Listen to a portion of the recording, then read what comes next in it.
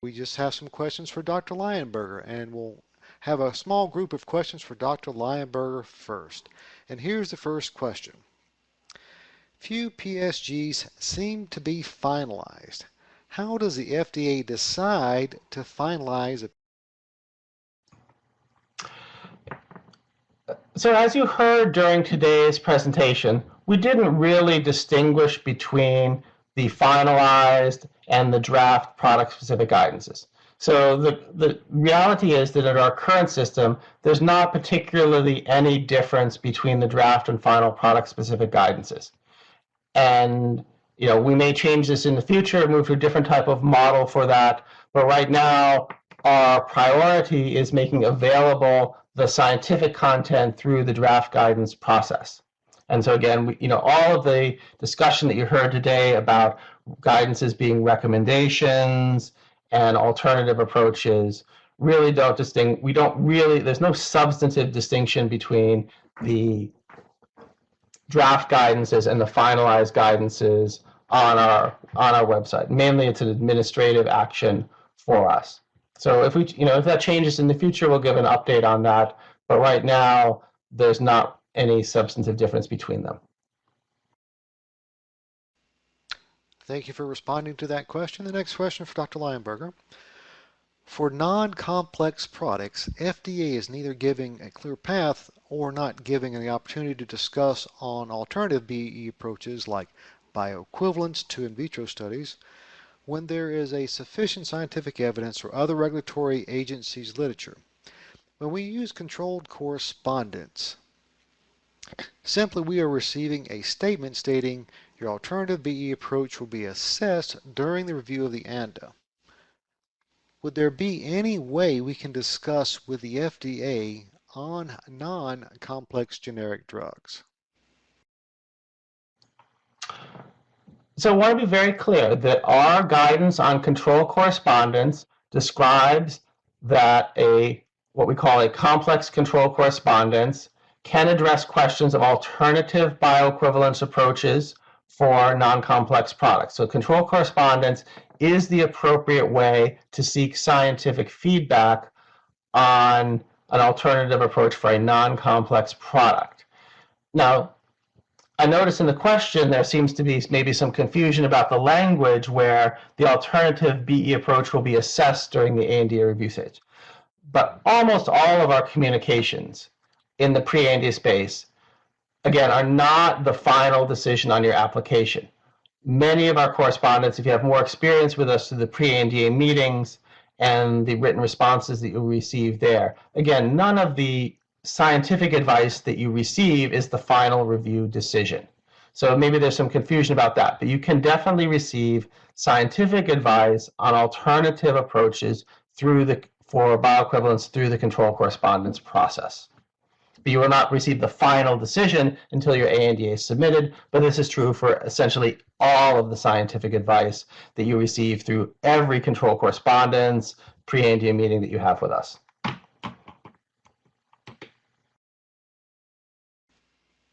Thank you for responding to that question. The next group of questions is directed to Dr. Zhang. And here's the first question, starting with a compliment. Thank you for the PSG database published by FDA. It's exportable. However, one can only export the list for a specific alphabet at a time. Is it possible to make some updates so that one can export a complete list of PSGs all in one single Excel file or PDF? Yeah, thank you for this question and thank you for your compliment. As you stated, currently you will not be able to export the whole PSG list as such, but this is a good suggestion and we probably need to take back to our PSG database team to see whether we can implement this in the future. But currently there's a lot of good feature already on the PSG website. You will be able to export the whole list of the PSG that's newly published in a new batch. So you will be able to export the whole list. Thank you. Thank you for responding to that question. The next question for Dr. Zhang, and here it is. Is there a mechanism available for applicants to review public comments regarding an upcoming PSG, or know which products are in the public comment phase for a PSG?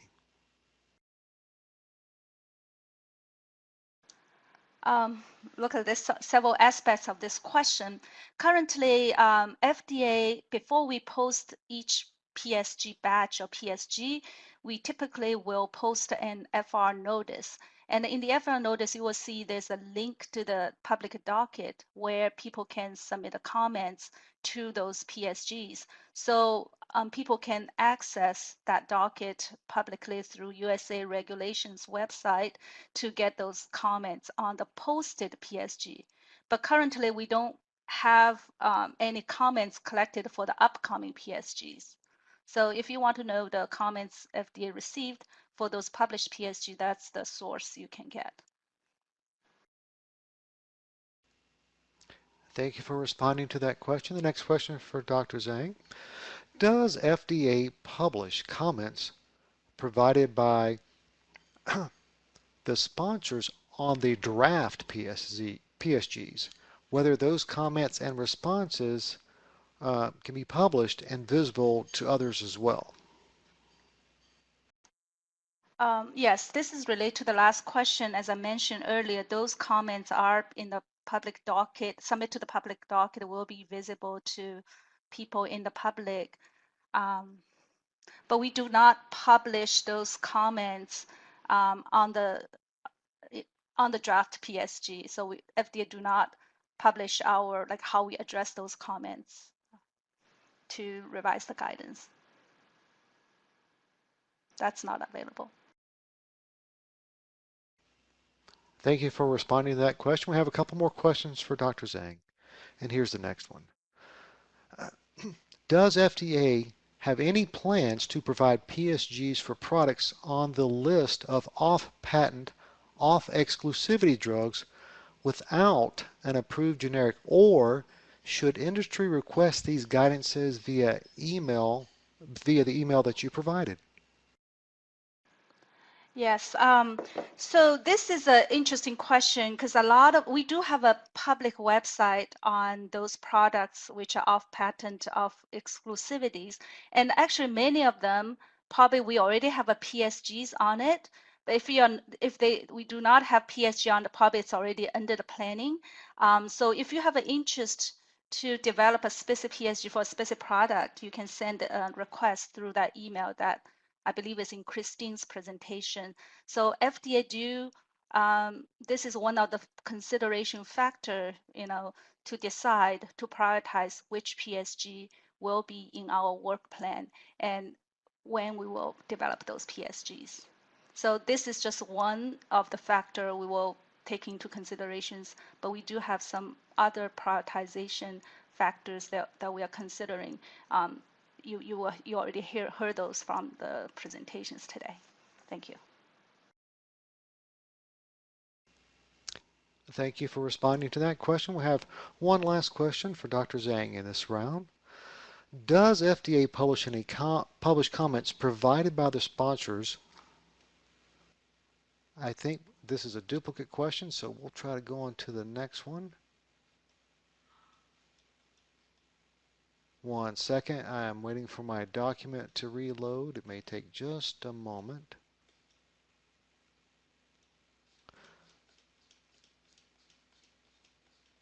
One second, please. All right, we're going to move now. Do apologize for that technical glitch. We're going to move our next round of questions. That was the last one for Dr. Zhang. We'll go to Commander Lay. Commander Lay will get the next round of questions. And here's the first question. Is it possible to search for previous revisions of a PSG?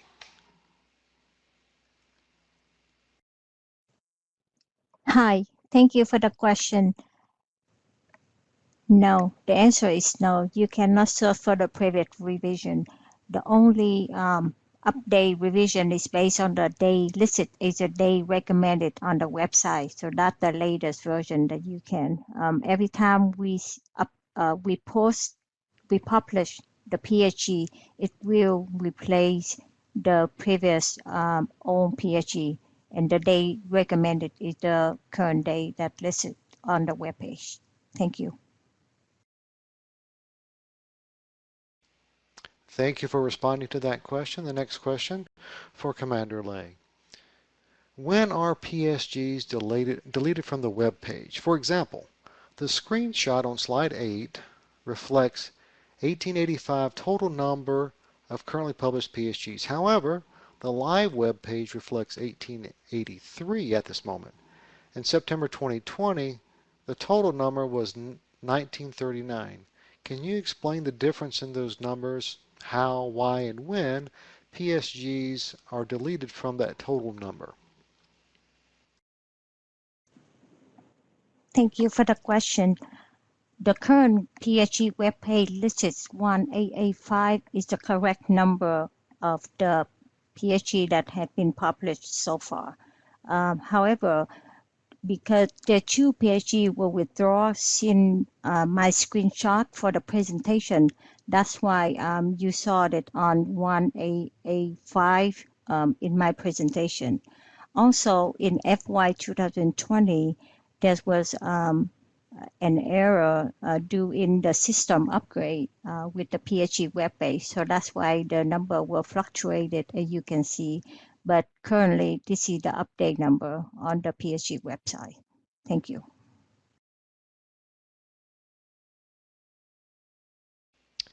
Thank you for responding to that question. We have another question for Commander Lay. If we send a request to generic drugs, is it public? Thank you for the question. No, the question is not public, but the question you can submit it via the generic drugs at fda.hhs.gov. We receive your question, but we only review and discuss internally, so that information is not public. Thank you. Thank you for responding to that question. We have another question for Commander Lay. Thank you for the explanation of withdrawn PSGs. Is there a historic list beyond the last update of March 4th, 2021, found at fda.gov/media/90032/download? Thank you for the question. Yes, the withdrawal list you can access via that link is correct. However, there is no historical list for the withdrawal PHG. The drug product, however, the drug product will be removed from the list upon the FDA publish the revision PHG. Otherwise, it will remain on the list. Thank you.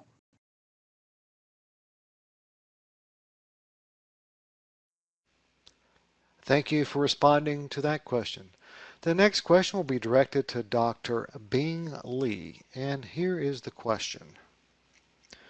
What should an applicant do if they submitted an ANDA and performed BE studies in accordance with regulations and the general FDA guidance, but there was no PSG at the time of submission? However, a new PSG was issued for the product when it was close to ANDA approval.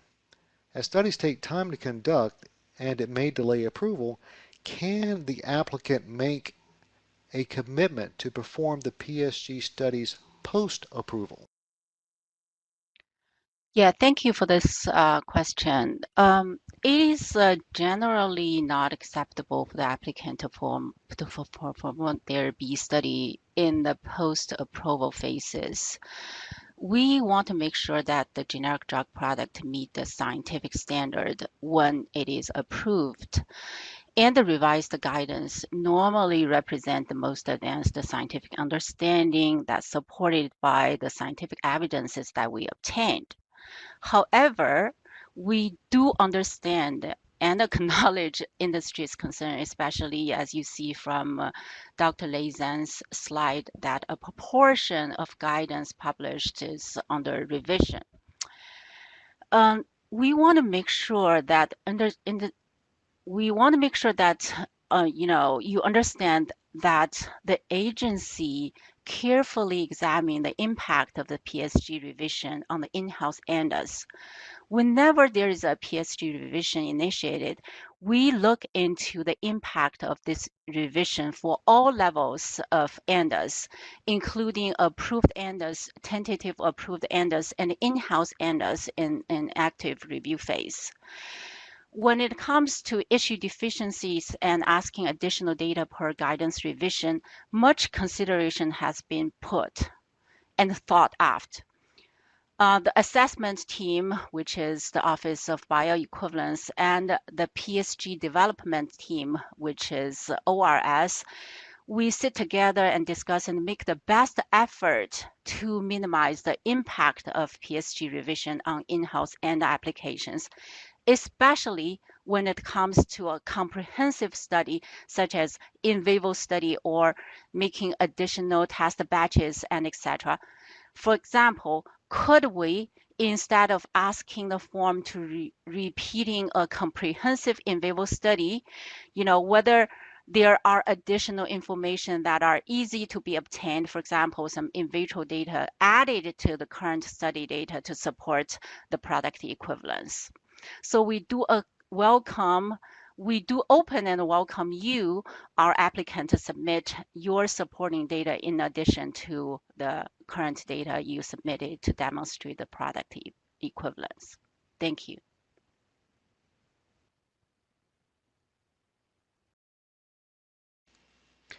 Thank you for responding to that question. We have another question for Dr. Bingley. When a PSG includes metabolite data as supportive evidence, how is this data used in the regulatory decision? For example, if a parent compound meets BE criteria but the metabolite does not, what is the outcome for the submission overall? Yeah, this is a good question. We taken an overall consideration of the metabolite data and its contribution to the efficacy, safety, and the whole scheme of bioequivalence as well as therapeutic equivalence. If a parent compound meet the bioequivalence criteria, but the metabolite does not, we would further consider on whether this differences in the metabolite concentration contribute to a therapeutic and toxicity effect. And normally this is determined by our clinicians through a consult process. Thank you. Thank you for responding to that question. We do have a couple more questions for Dr. Lee. Here's the next question. The budesonide draft guidance from 2012 has standard two-sided PBE statistical methodology, while recent fluticasone guidance has one-sided PBE statistical methodology. Can those be combined into one of the latest guidances? Yeah, thank you for this question. I think if I understand correctly, the fluticasone guidance that you mentioned refers to the fluticasone nasal spray guidance, and the budesonide guidance you mentioned refers to the budesonide inhalation suspension guidance. So the answer is no. These two products are different products. Fluticasone is a nasal spray product. The PBE analysis is applicable for the cascade impactor test for small particle size, and which is an indicative of particles is getting into the lung, which is an undesired effect of the nasal spray product. So in this case, we want the test product has less particles than the reference product. and assessed through this, one-sided PB analysis methodology. Whereas for budesonide inhalation suspension, the PBE applies to the bioequivalence in vitro tests, SAC test, droplet size distribution, particle size distribution test, where we do want to ensure the equivalence through, a standard two-sided PBE analysis. Thank you.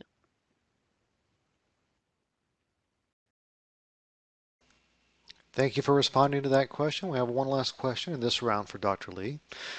For BCS Class 1 BioWaiver requests, must the ANDA applicant conduct a permeability study to support high permeability of the API to support the ANDA approval, or can available literature or publicly available information establishing the API as highly permeable be relied upon to support ANDA approval? Yeah, thank you for this question. If the RLD labeling indicated that the drug product is a highly permeable product, then the applicant can cite the RLD labeling to support its permeability claim, and normally do not need to perform the permeability study. That is a general, unless in very rare cases that the permeability study in the NDA submission is considered as inadequate to support the high permeability claim, and then the additional permeability study is considered as necessary. And we do not consider literature or other public available information other than the RLD labeling in supporting a high permeability of the claim of the drug product. That's our current practice. Thank you.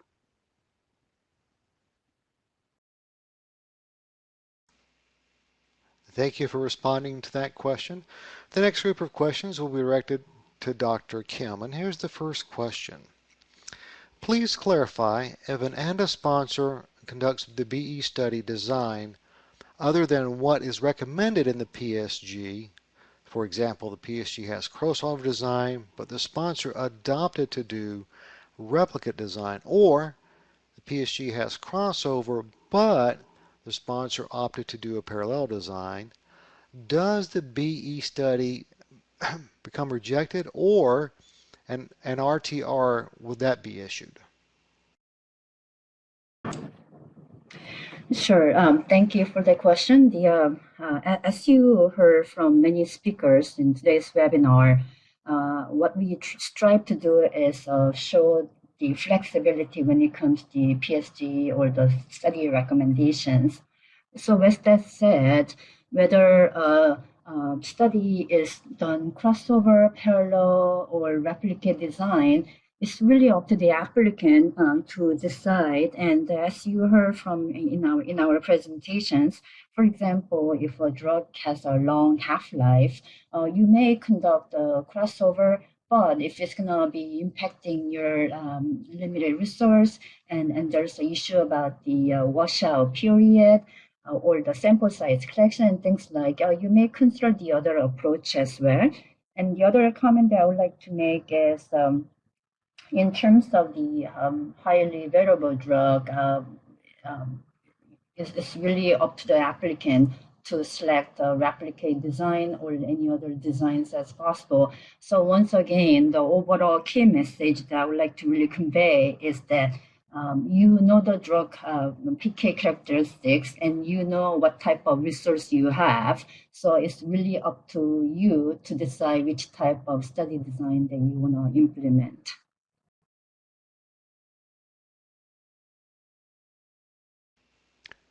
Thank you for responding to that question. We have another question for Dr. Kim. Is it expected that drugs that have been in the market for a time longer than 2017, is there a recess of their drugs against this new PSG for compliance to FDA expectations?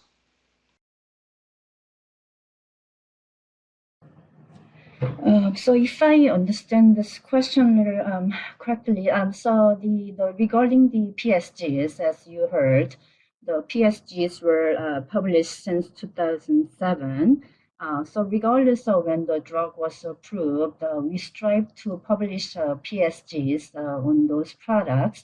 So whether it's 2017 or 2007, we try to give a most transparent and clear response or the recommendations when it comes to which type of study and what the endpoints may be.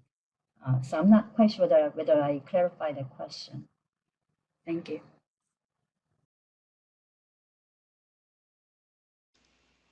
Thank you for responding to that question. We have another question for Dr. Kim, and here's the question. Delayed releases are immediate release products where release is delayed following a lag time. If a product is recommended to be administered only under fasting conditions, is it appropriate to only conduct an FA study and not an FE? Okay, thank you. First of all, the FE and FA, I assume is the fasting and fat conditions. So if you look at our general PKBE guidance, the delayed release products are considered as one of the modified release products. So as you know, the excipient and how the drug is formulated, it may be affected by food intake. So for those delayed release products, we do recommend both fasting and fat BE studies, regardless of what the label says. Thank you.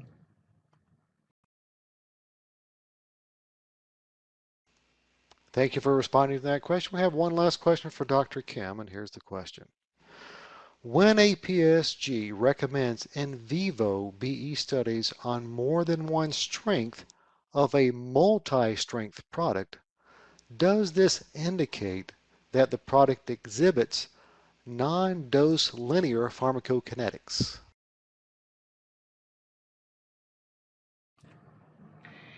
So thank you. This is an interesting question. It really depends on the drug product, whether it's IR or MR products. But if you were to look at it from several different angles, and there may be some PSGs where we do recommend BE studies for more than one strength. And that may depend on the different type of food effect on the different strength products. So if you look at the RLD label for one specific strength, it may say take it with under fat or fasting conditions, regardless of meals. Or for the different strength, it may say it may have a different food effect information and therefore different instruction when it comes to food. The other angle that one may look at is the safety considerations. And as you know, if there are serious safety concerns under fasting or fat conditions, we may recommend one or the other, depends on that food effect. So for the different strengths, we may recommend different types of BE studies for the different strengths. And the one last point I would like to make is for the modified release products, it really, when it comes to modified release products, the formulation, excipient, and the drug release mechanism, it may all be very important when it comes to do a BE study. So for those cases, whether its composition is similar or not, in certain cases where we may be recommending more than one BE study for those different strengths. Thank you. Thank you for responding to that question. The next group of questions will be directed to Dr. Luke. And here's the first question. How and when are scientific recommendations available to complex products? Thank you, Ray, for the question, and thank you whoever wrote the question. The scientific developments are, there are multiple stages to getting the scientific developments out to the public. First of all, the studies are done, and we publish our scientific studies and findings. And what we do is we translate those scientific studies and findings. Each of the teams that I mentioned in my talk take those and translate them into recommendations that we can put into our draft guidances.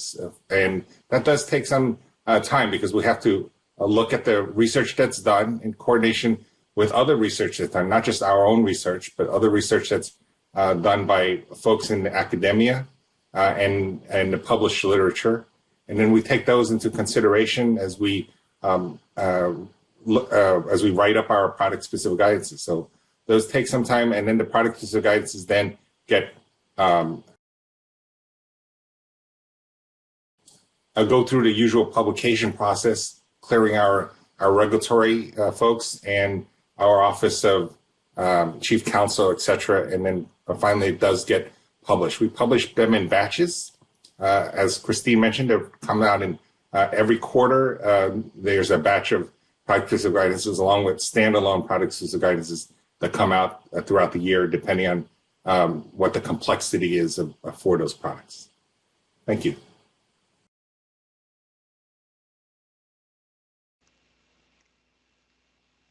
Thank you for responding to that question.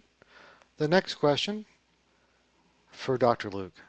Can companies get their protocols reviewed before execution, especially for topical drugs?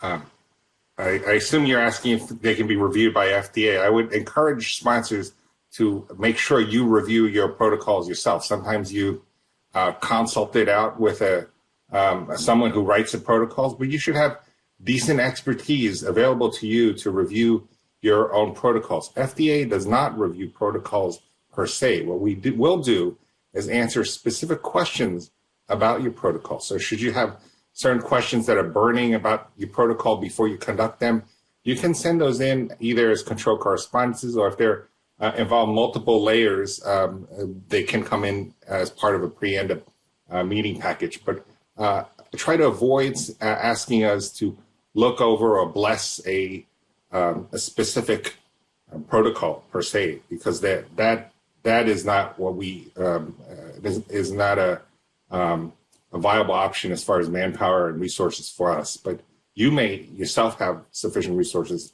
from your own experts.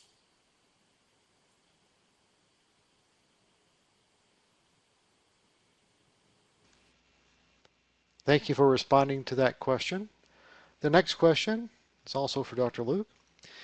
Can you please shed some light on when Psgs for oligonucleotides might be made available?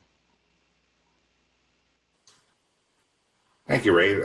I think a few people have asked that question. It sounds like it's based on the recent NDA approvals. It's a novel drug area that has a lot of promise and is doing some good to the public health, as we all can see from recent approvals of NDAs and vaccines. And the context how that translates into the generic world for these, we are undergoing some research ourselves. We would encourage companies to do the same and to propose viable methods for examining the complexities around sameness of oligonucleotides. And you can, as you can imagine, there are a variety of issues that are related to oligonucleotides, including how the contaminants and ability to discern the sameness for the sequences, etc. So we're working on them, and we hope to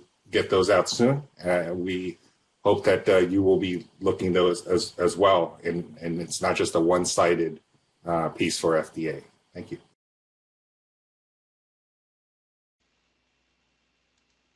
Thank you for responding to that question. We have another question for Dr. Luke. For some of Q3 characterization, we need to use an outsourcing facility. However, it's hard to find a facility that meets the GMP requirements, such as cryogenic transmission electron microscope to monitor liposome morphology. In this case, do you accept data from the university or an institute? So just a slight correction. I assume you're saying not GMP, but GLP, whoever wrote that question. And no, it's not necessary that the laboratory have GLP compliance. However, the principles that underlie what is good laboratory practice, which is what GLP stands for, do come into play. There are certain pieces of making sure that you, for example, maintain your how your sample got to where it is, what sort of storage conditions you have for your samples, a whole bunch of things that are very important in the conduct of any scientific experiment. We would not, we caution you regarding your conduct of your studies that they need to be done in a careful, deliberate fashion. Standards notwithstanding.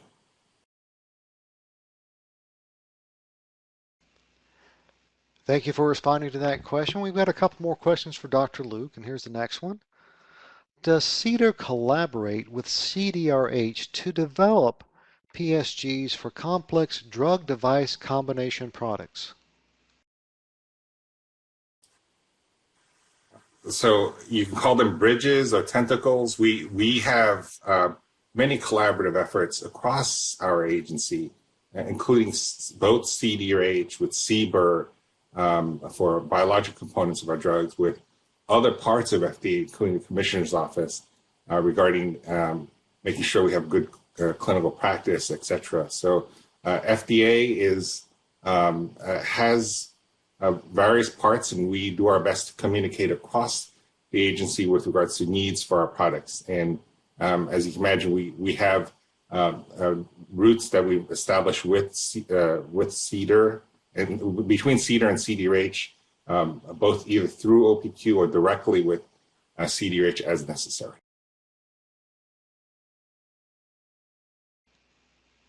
Thank you for responding to that question. One final question for Dr. Luke. Many of the complex product Psgs mention acceptable comparative physiochemical characterizations. What percentage difference between the test and RS for these comparative tests is considered as acceptable to the FDA? So this depends on what the test is. And so there's no one right numerical answer for what is Q3 sameness. And Q3 sameness varies depending on the methodology used, the tests used, and what you're measuring. So that is, if you're looking for a single answer, that's you won't find it. But it would behoove you to look at your difference detecting ability for your whatever tests you're doing for your Q3 parameter, and that in turn will inform decision making for that test. I hope that answers your question. Thank you for responding to those questions. The next group of questions will be directed to Dr. Frost. And here's the first question. The term non-smoking is generally not being included for most Psgs. Is it really required to restrict to non-smokers only in the case where there's no reported impact of smoking on the drug's PK? Thank you for that question. I think that I'll start answering by first saying the distinction between healthy volunteers and or healthy subjects and the general population category that I mentioned. It has to do with the risk that is perceived from the drug product being studied, and so we do not use that healthy volunteer category as much as the general population category. But in both categories, smokers should be avoided, certainly if smoking will interfere with the bioassay of of the test and reference products. So that's sort of a general recommendation, even though it's not mentioned in the PSG. But again, when we talk about that healthy subject category, what we are the reason that we are recommending avoiding any other medical conditions or prescription drugs or supplements has more to do with the risk to the participants. So again, I think to answer that question, smokers are okay to include. Generally, I would recommend that they abstain from smoking for a period of time before the study, but it's important to be certain that there's no impact of smoking on the PK of the drugs being studied.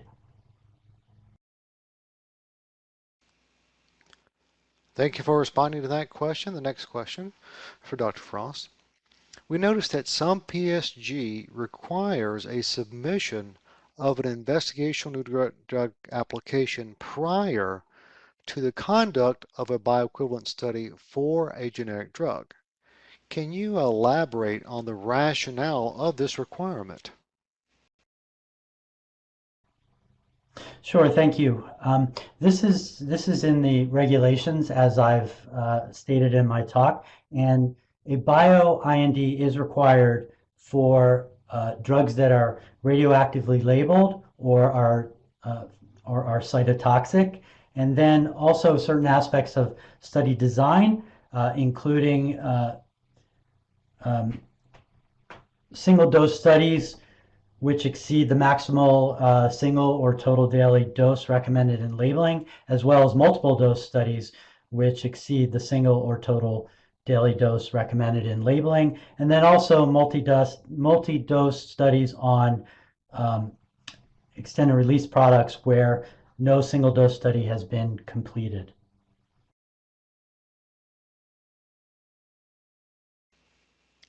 Thank you for responding to that question. The next question for Dr. Frost.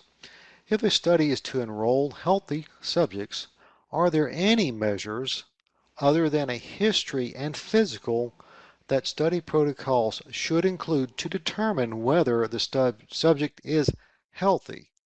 When are screening laboratories, ECGs, and other measures needed or not needed? Well, I think that the answer to that question is dependent upon the toxicities of the drug product being studied. But in general, screening to categorize subjects as healthy certainly do include a history, physical exam, and I would also add to that routine blood work and an ECG as well. But again, in general, whether it's healthy subjects or general population, it's important in the screening for the investigators and sponsors to be aware of the specific toxicities for the drug product that they're studying, and if there are concerns which we have determined should absolutely be screened for, those are generally included in the additional comments in the PSG. But again, I want to sort of stress the point that these additional comments are not meant to be exhaustive by any way, shape, or form, and that, as it says on our website, that sponsors and investigators should pay very close attention to the labeling, including box warnings, warnings and precautions section, adverse events, and the contraindications, and use their clinical judgment to screen for any predisposing factors that may increase the risk to their participants for these toxicities. Thank you.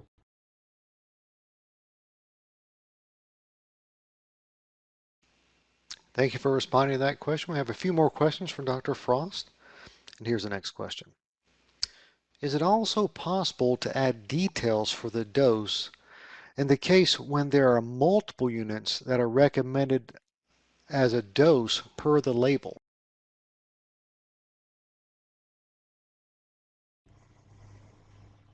So I'm not quite sure what that question is getting at, but in general, the product-specific guidance will generally recommend the dosage strength to be used and the number of units to be used in the study, and that's based on our determination of the risk of the exposure to subjects that we consider to be safe. And also we do consider assay sensitivity allowing the dosage strength that and the number of units that we recommend.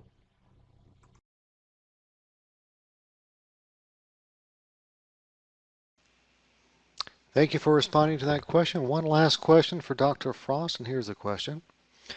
For products with PSG, could an alternate BE approach be submitted in a controlled correspondence? And if so, would FDA respond to the control and within what time frame? Yes, thank you. I think that we heard during some of the presentations that absolutely alternative bioequivalence approaches may be submitted through controlled correspondence. And we also heard that those approaches should satisfy the requirements of the applicable statutes and regulations. And of course, FDA would respond, and generally that would be within 60 calendar days for a standard controlled correspondence, and within 120 calendar days for a controlled correspondence that is complex. Thank you.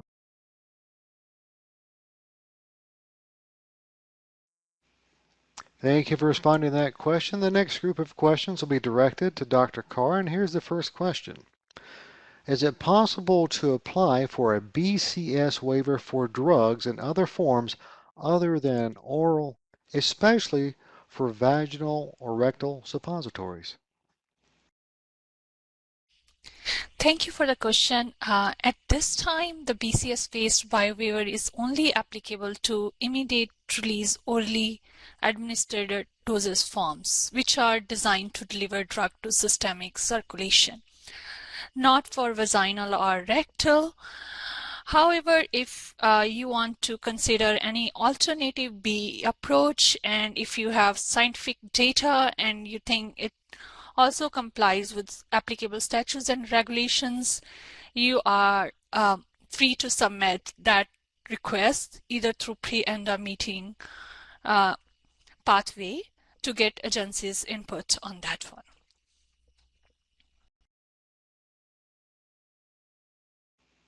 Thank you for responding to that question. The next question for Dr. Kaur.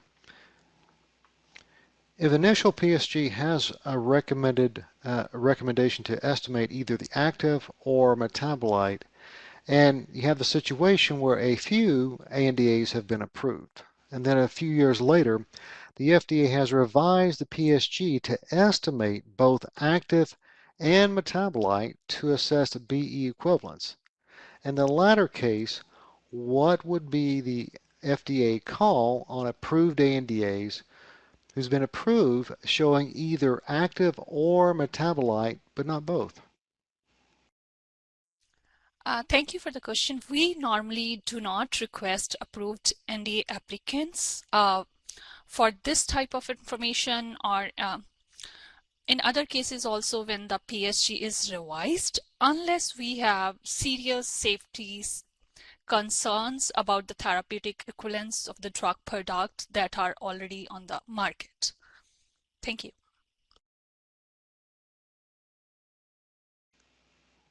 Thank you for responding to that question. The next question for Dr. Kaur. Can a sponsor conduct replicate study designs if literature points to high inter-subject CV, even though the PSG recommends a two-way study without a controlled correspondence?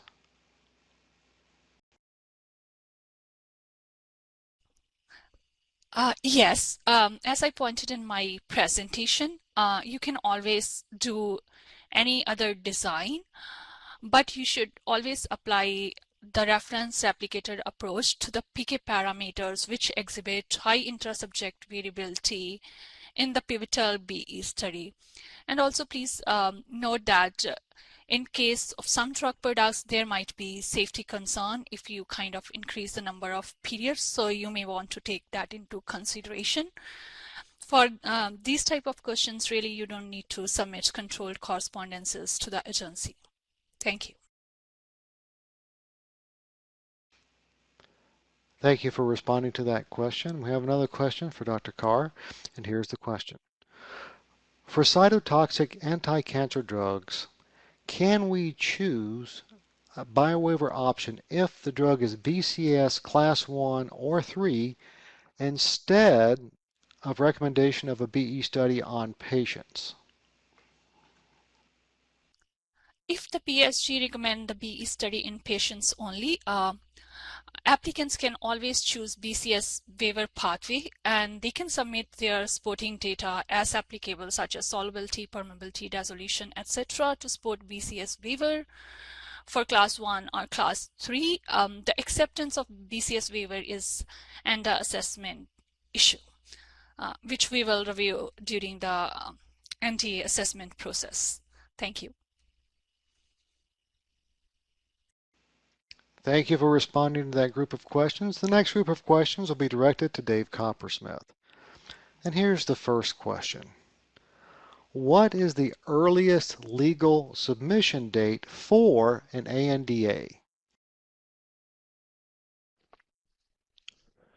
The earliest lawful approval date is the earliest date on which an ANDA may lawfully be approved based on patent and/or exclusivity protections.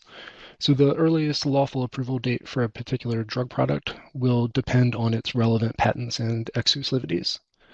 The approved drug products with therapeutic equivalence evaluations, the Orange Book, lists the patents and exclusivities for each of the NDAs. Thank you. Thank you for responding to that question. The next question for Dave Coppersmith. If the RLD has been discontinued for other than safety and efficacy reasons, and later, a few years even after ANDAs have been withdrawn and there are no other ANDAs approved in the Orange Book, in that case, how do we conduct BE studies and file an ANDA?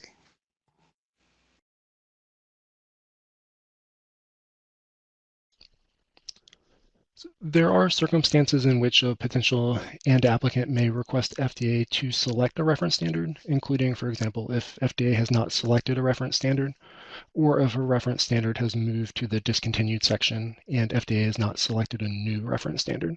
So a potential applicant would want to submit a controlled correspondence to FDA to ask FDA to select a reference standard for that drug product. Thank you for responding to that question. The next question for Dave Coppersmith. Can we get a list of revised PSGs?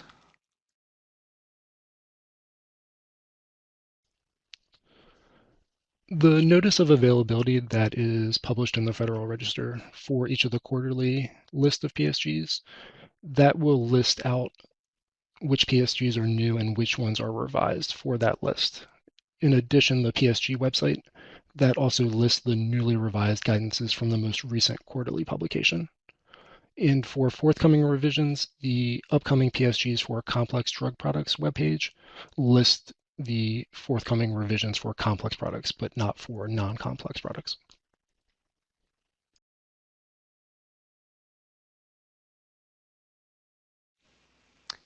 Thank you for responding to that question. We have one last question, and here's a question for Dave Coppersmith. During your presentation, you indicated that if an RLD is no longer available, a generic product approved based on its comparison to the RLD could be identified as an RS that could be used for the future ANDAs. Further, you indicated that if there are multiple generic products approved, the generic product that is selected as the RS is usually the market leader based on market data. Question: if a particular generic is selected as RS because it is the market leader, will it maintain its RS status going forward, or could that be revised the next year if the market data shows a different generic product has become the market leader?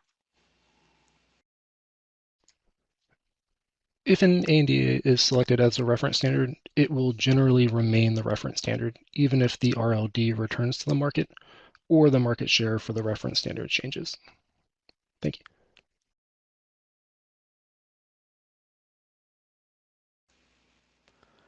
Thank you for responding to that question. We had some more questions come in for Dr. Luke. The next round of questions will go to Dr. Luke. And here's the first question. Is it possible to know where it is stated the possibility of a BE waiver for an injectable solution of a completely soluble product? That's a good question. Thank you for it. So with regards to solutions, many of the solutions are self-evident regarding what they are, what they're made of, and what they're how they're bioequivalent. For recent PSGs, where we're obliged to put out a PSG, we will state in the PSG that the solution, how to do bioequivalence for the solution, and some solutions may not be solutions, but rather suspensions. So you do have to be careful there. Thank you for responding to that question. The next question for Dr. Luke.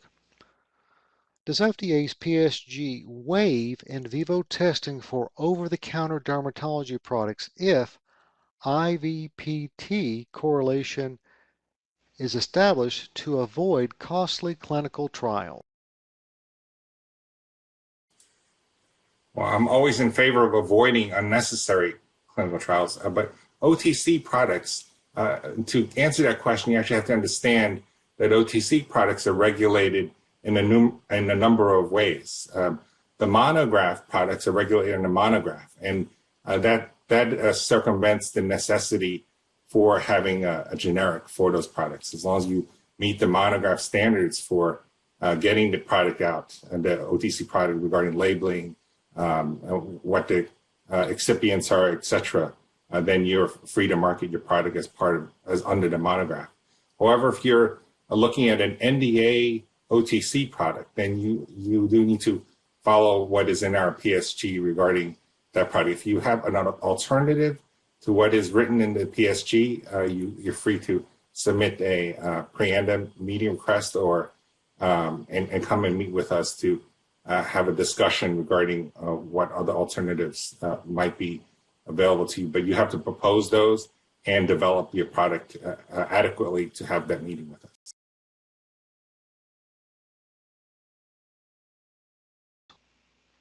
Thank you for responding to that question. We have another question for Dr. Luke.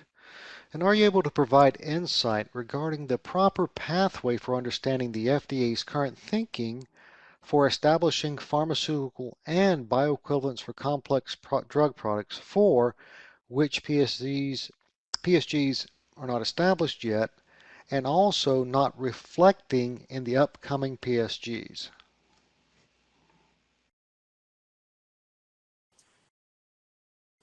I'm going to have you repeat that question again. I was getting some static on the line. Most definitely. Here's the question again. Would you be able to provide some insight regarding the proper pathway for understanding the FDA's current thinking for establishing pharmaceutical and bioequivalence for the complex drug products for which PSGs are not yet published and also not reflected in the upcoming PSGs? So it sounds like your question is how we interpret research and how that goes into the development of our product. I think we covered that in a prior question. We do in a deliberative fashion and look at what the best ways are to develop bioequivalence and provide alternative methods.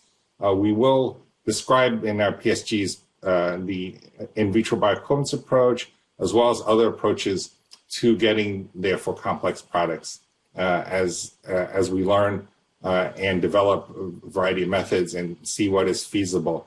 I also want to commend our partners looking at quantitative modeling to look at various approaches like IVC to get at correlation between systemic bioavailability and local activity.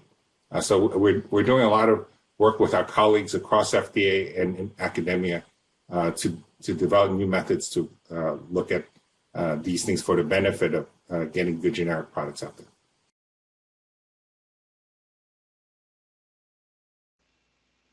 Thank you for responding to that question. Looks like we have time for about one more question.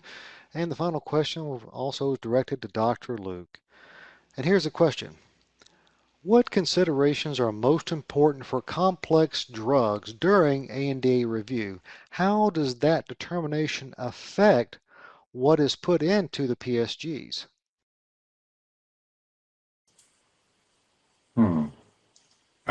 So complex drugs are generally products that are more difficult to manufacture, but they're also high reward and for a lot of these products. So the amount that you're willing to develop and put into it can yield substantial benefits both for the company that develops it and for the users, the public who need access to those products. And this is a very important thing that we do regarding putting product-specific guidances out there for these complex products. So thank you for that question. I hope that answers it. Thank you.